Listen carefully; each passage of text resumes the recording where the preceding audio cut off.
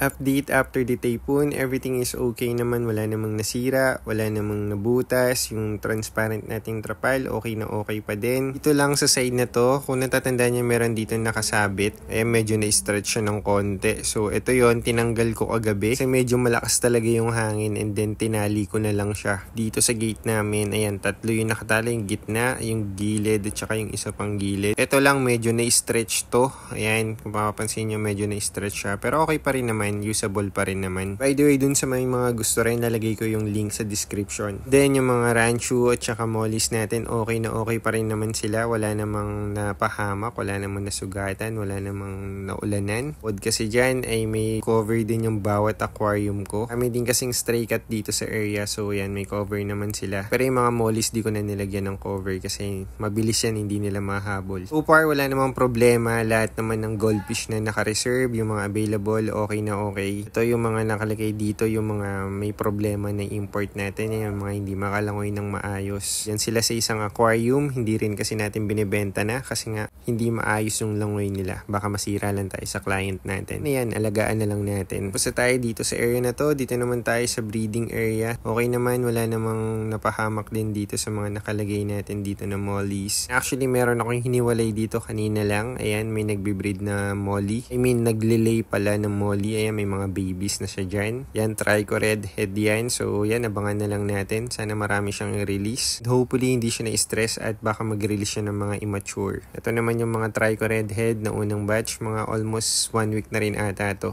And then, ito naman yung mga black ranchu na binibreed natin. And kung mapapansin nyo, wala silang pagkain kasi tinanggal ko lahat kagabi. Since malamig kagabi, so hindi na tayo nagpakain. At baka hindi rin naman sila matunawan. Pero ito, okay naman sila. Mukhang healthy naman, hindi naman matamlay. I think one reason behind that is meron sila mga cover, so hindi sila nauulanan. Medyo acidic yung rainwater, so medyo tataas yung pH level, which possibly can stress them. So, sobrang cute kasi nalapit talaga yan every time na lumalapit ako. So ayan, everything is okay naman. Ito yung 2B-Pex na tinanggal natin kagabi. Lahat ng aquarium, walang 2B-Pex, walang pagkain. Algae lang yung meron sila doon. Medyo maganda naman na yung panahon, so magpakain na tayo later. Ito lang yung medyo nasira, yung luma nating transparent cover dito. So ayan, medyo na-stretch siya and naputol yung pagkakakabit. Pero plano ko rin naman na palitan to kasi medyo luma na din. Pero so far, naprotektahan naman niya yung mga isda natin kagabi. Actually, meron na ako pampalit dyan. After kong tanggalin yan, ikakabit ko na to. So, yun lang yung update natin for today's video and hopefully you are all okay. Kayo guys, anong update sa inyo? Praying na nasa magandang kalagayan kayo. And I think that's all for today's video. Thank you guys for watching and see you on the next one.